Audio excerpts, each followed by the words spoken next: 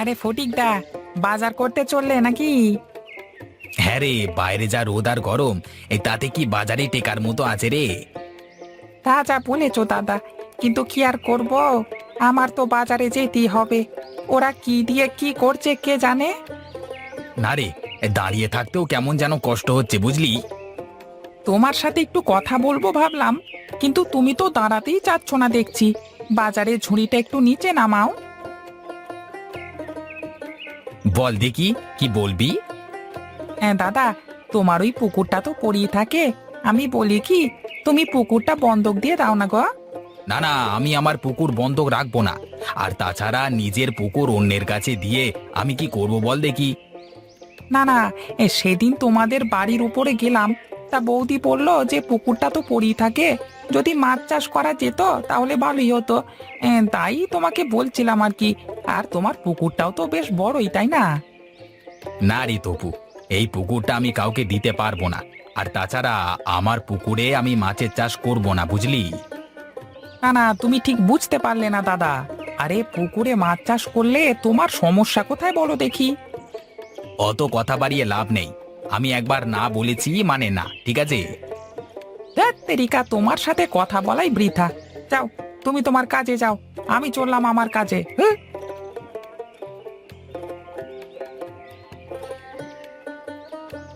এ কি দিনকাল চলে আসলো রে বাবা। মানুষের সাথে ভালো করে কথা বললে মানুষ বুঝতেই চায় না, ধুর তেরিকা।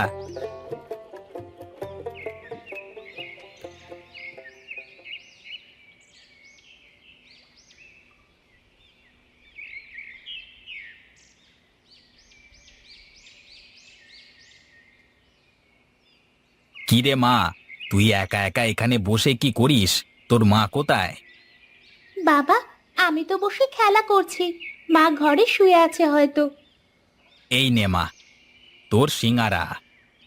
তুমি সবকিছু ভুললেও আমার জন্য বাজার থেকে সিঙ্গারা আনতে ভুলো না। তুই যে আমার সবকিছু রে মা, তোর জন্যই তো আমার সবকিছু। তোকে খুশি রাখবার জন্য আমি তো বাজার নিজেও শেষ করে দিতে পারি।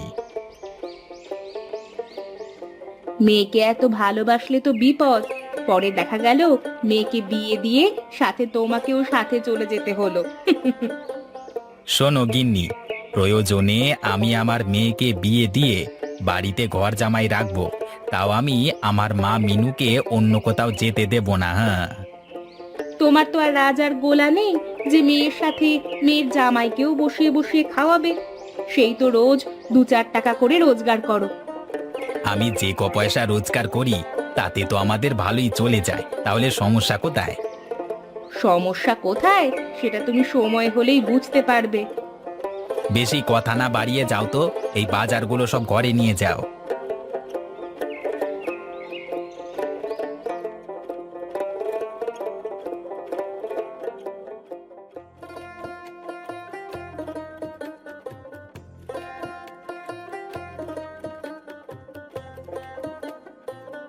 এত সময় লাগলো তোর আসতে আসতে? এত সময় বাড়িতে কি করছিলি বল দেখি। এই গরম আর রোদের ভেতরে তুমি একটু বাইরে বেরিয়ে দেখো না। মুখে মুখে তর্ক করাও শিখে গেছিস? হ্যাঁ, তোর মতো বয়সে রোদ কি আর বৃষ্টি কি এসব আমরা বুঝতাম না বুঝলি। হ্যাঁ, সবাই একই কথা বলে। তুমি তো যাচ্ছ বাড়িতে, এখন যাও, তারপর বুঝবে। হয়েছে হয়েছে, নে এবার এসে বস এখানে। আমি একটু গোসল করে খাওয়া দাওয়া করে তারপর আসবো, ঠিক আছে? এই শোন, দেখে শুনে বেচা কেনা করিস কিন্তু। আর বাজারে বেশ চাপ আছে, যে কোনো সময় মাছের দাম বেড়ে যেতে পারে, ঠিক আছে? ঠিক আছে, ওসব নিয়ে তোমাকে ভাবতে হবে না, তুমি যাও।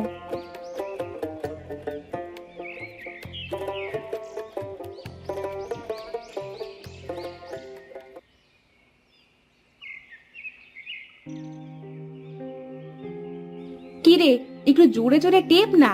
এমন ভাবে পা টিপছিস মনে হচ্ছে ভাত মাছ কিছুই খাস নে, গায়ে জোর নেই। আচ্ছা মিনু, আমি তো তোর সৎ মা, কিন্তু তুই সব সময় আমার কথা শুনে চলিস কেন? আমি তো তোমাকে আমার নিজের মা মনে করি, তাই তুমি যাই বলো না কেন আমি কিছুই মনে করি না। তুই সত্যি খুব ভালো মেয়ে রে মিনু। তোর বাবা সত্যিই তোকে খুব ভালোবাসে। বাবা ছোটবেলা থেকেই তো আমাকে সবচেয়ে বেশি ভালোবাসে। তোর বাবা মনে করে ও যখন বাড়িতে থাকে না তখন বোধহয় আমি তোর সাথে খারাপ ব্যবহার করি, তোকে দিয়ে সব সময় কাজ করাই। তোর বাবা কিছু বললে তুই বলিস, কেমন? তুমি কিচ্ছু চিন্তা করো না মা, আর আমি বাবাকে কিছুই বলবো না। এক কাজ কর, তুই একটু বাইরে গিয়ে উঠোনটা ঝাড়ু দিয়ে দিবি মা। আমার শরীরটা সত্যি একদম ভালো লাগছে না, তা না হলে তোকে বলতাম না। না মা, আমি তো দেখতেই পাচ্ছি তুমি অসুস্থ, তোমাকে আর কিছুই বলতে হবে না।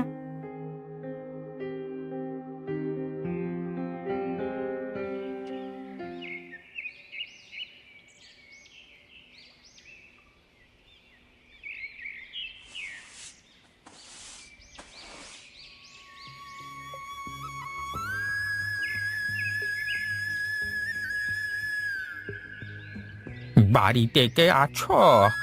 আমাকে এক গ্লাস জল দেবে?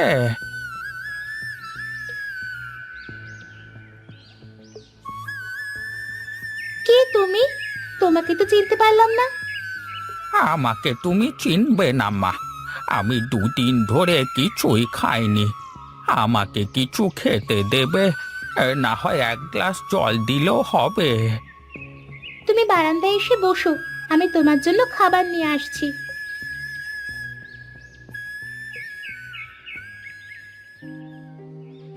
এখনই আবার খিদে লেগে গেল নাকি রে তোর? মাত্রই তো দেখলাম সিঙ্গারা খাচ্ছিলি। আমার জন্য খাবার বাড়ছি না মা, একজন বৃদ্ধ মানুষ খাবার খেতে চাচ্ছে, তাই তো আমি তাকে কিছু খাবার দিচ্ছি। ঘরে এমনিতেই টানাটানি, তার ওপর আবার এত মহান হলে তো দুদিন পরে ঘর বাড়িও বিক্রি করে চলবে না। আমি দরকার হলে দুপুরে না খেয়ে থাকবো মা, কিন্তু ওনাকে এক মুঠ খেতে দিই। তাহলে ঠিক আছে, তোর ভাগের খাবার তুই যাকে ইচ্ছে তাকেই খাওয়াতে পারিস।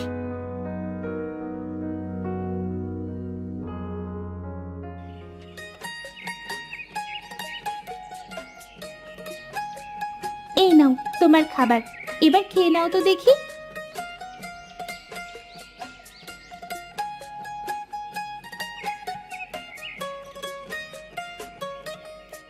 এভাবে তাকিয়ে কি দেখছিস রে মা? কিছু না, তুমি খেতে থাকো।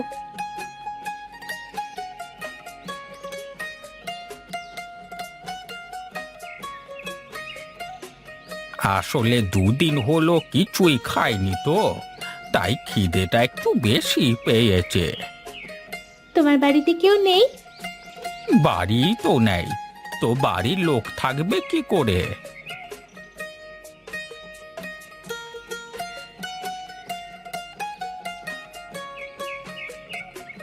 ঈশ্বর তোর মঙ্গল করবে রে মা, তুই এক ক্ষুধার্তকে খাবার দান করেছিস, জীবনে তোর খাবারের অভাব হবে না। আমার এমনিতেও কিছুর অভাব নেই, শুধু আমার মা নেই আমার সাথে। মন খারাপ করিস নে রে মা, তোর মা যেখানে আছে ভালো আছে। তোর মতো মেয়ে যার আছে সে ভালো না থেকে থাকতে পারে? তুমি কি করে জানলে যে আমার সিঙ্গারা পছন্দ? আমি জেনেছি ওই আর কি। কিন্তু তুমি না খেয়ে আমাকে দিলে কেন? এই সিঙ্গারাটা না খেয়ে রেখে দিস রে মা, এটা তোর বিপদের সময় কাজে দেবে। কি বলছো গো তুমি? সত্যি বলছো তুমি?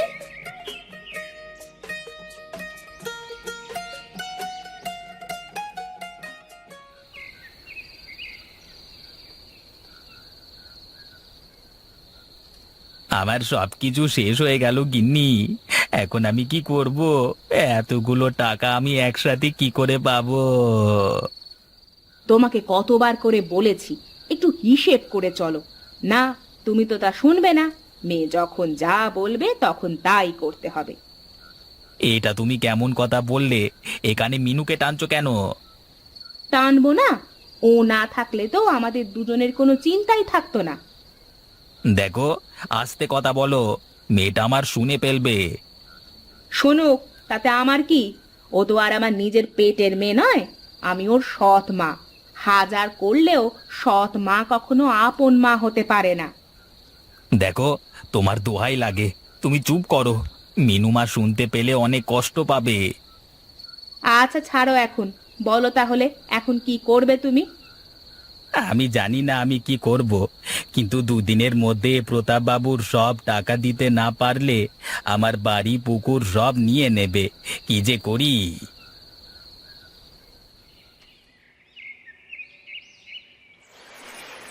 বুড়োটা বলেছিল এই লাল সিঙ্গারা নাকি আমার বিপদের সময় কাজে লাগবে, কিন্তু কিভাবে? মিনু, ও মিনু, বলো তোমার কি হয়েছে? আমরা তোমাকে কিভাবে সাহায্য করতে পারি? এ কি, তোমরা কথা বলতে পারো? হ্যাঁ, আমরা কথা বলতে পারি। শুধু কথা বলতে না, আমরা আরো অনেক কিছুই করতে পারি। এখন বলো, আমরা তোমাকে কিভাবে সাহায্য করতে পারি?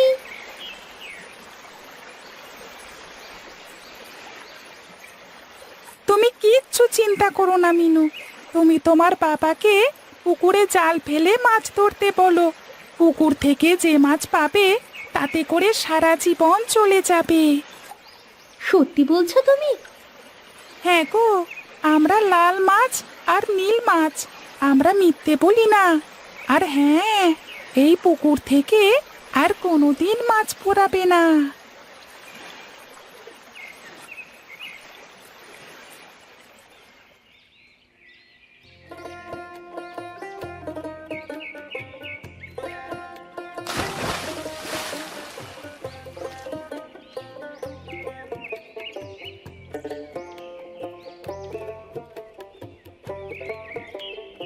পুকুরে এত মাছ, আমার তো বিশ্বাসই হচ্ছে না। হ্যাঁ গো গিন্নি, আমার তো বিশ্বাস হচ্ছে না, কিন্তু কি করব বলো, নিজের চোখকে তো আর অবিশ্বাস করতে পারি না। এখন থেকে এই পুকুরের মাছ আর কখনো ফুরবে না বাবা। আমরা যত ইচ্ছে মাছ এই পুকুর থেকেই ধরতে পারবো। কি রে ফটিক, আমার টাকার ব্যবস্থা করেছিস? দাদা, এই তো মাছ ধরছি, মাছগুলো বিক্রি করে তোমার সব টাকা দিয়ে দেব। আরে বাস, এ তো দেখি বেশ বড় বড় মাছ। তুই এক কাজ কর, তুই আমাকে মাছই দিয়ে দে। যে টাকা পাবো সেই দামের মাছ দিয়ে দে, তাহলেই তো হলো। বেশ, তাহলে তুমি এই মাছগুলো নিয়ে নাও। আর শোনো, তোমার মাছ লাগলে আমাকে বলবে, হ্যাঁ? আমি মাছ মেরে তোমাকে দিয়ে আসবো। এই নে, এই টাকাগুলো রাখ, আর বাকি মাছগুলো তাহলে কালকে পাঠিয়ে দিস। আমি গিয়ে লোক পাঠিয়ে দিচ্ছি, হ্যাঁ, ওরা এসে মাছগুলো সব নিয়ে যাবে।